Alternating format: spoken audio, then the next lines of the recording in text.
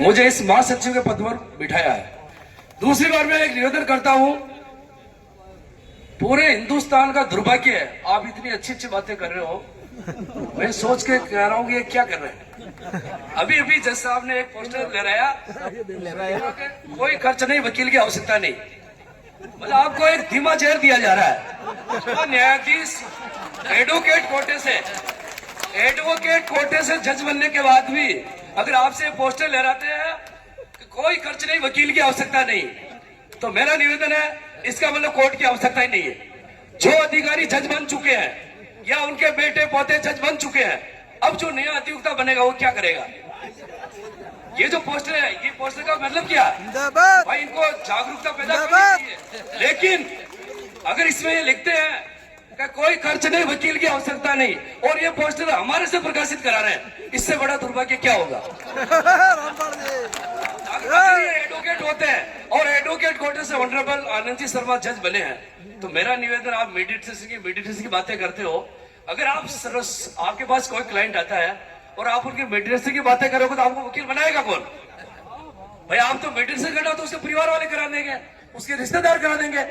तो एडवोकेसी के लिए आने वाले फ्यूचर में अगर आप इस सिद्धांतों पे चलते हो, और दूसरी बात, राजस्थान के अंदर 33 जिले हैं, अब 41 जिले बन चुके हैं। 41 जिले में एडीजे रैंक के अधिकारी को एक लिपिक बना रखा, इससे बड़ा दुर्भाग्य क्या होगा? विशाल जी भार्गव इतने ऑनरेबल जज है कि वो रोज 10 फैसले कर सकते हैं, और सब कहते हैं मेडिटेशन करो। सीपीसी सिविल प्रोसीजर कोड की धारा 89 क्या कहती है? एट एनी स्टेज, किसी भी स्टेज में आप मेडिटेशन कर सकते हो। इसके लिए आपको अभियान चलाने की आवश्यकता नहीं है, विधिक सेवा प्राधिकरण की कोई आवश्यकता ही नहीं है। अगर विधिक सेवा प्राधिकरण ऐसा चलता रहा तो आज मैं लिख लूं, आज के 10 साल बाद आप कोई एडवोकेट नहीं रहोगे। आप एडवोकेट नहीं रहोगे, आपको दूसरा काम धंधा करना पड़ेगा। और ये जजों को भी निवेदन करता हूं, अगर एडवोकेट नहीं रहेगा तो आपकी जज की आवश्यकता नहीं है। भाई जज को जब किसी न्यायपालिका में जज की एक वकील की आवश्यकता नहीं है, फिर जज की आवश्यकता क्या है?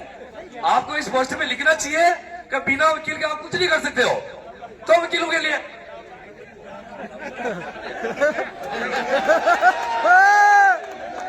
मैं सभी अधिवक्ताओं से निवेदन करता हूं, और जुडिशरी को भी एक वार्निंग देता हूं।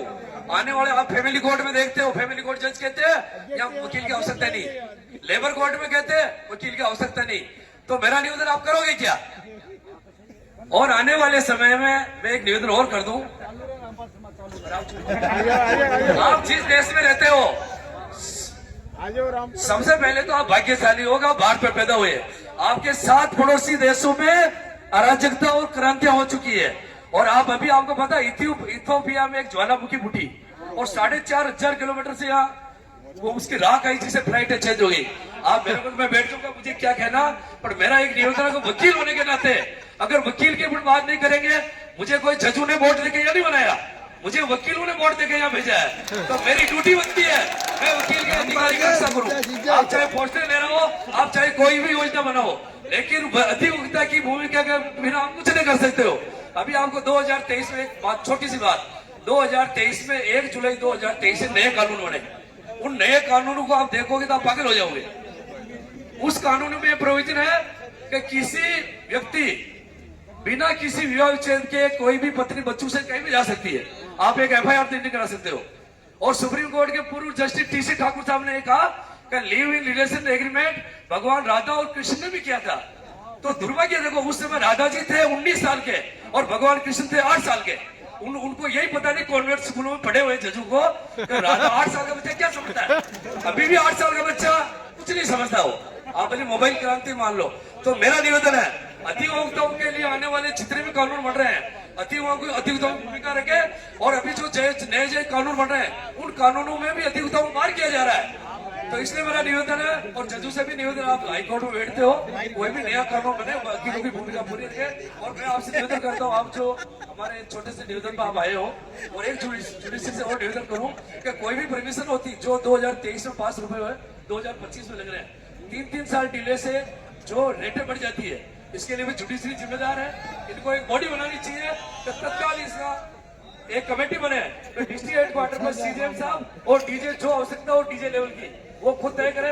अभी जैसे यहाँ शौचालय बनाना हाईकोर्ट परमिशन नहीं दे रहा और एक कौन से आजे पे ले जाएगा?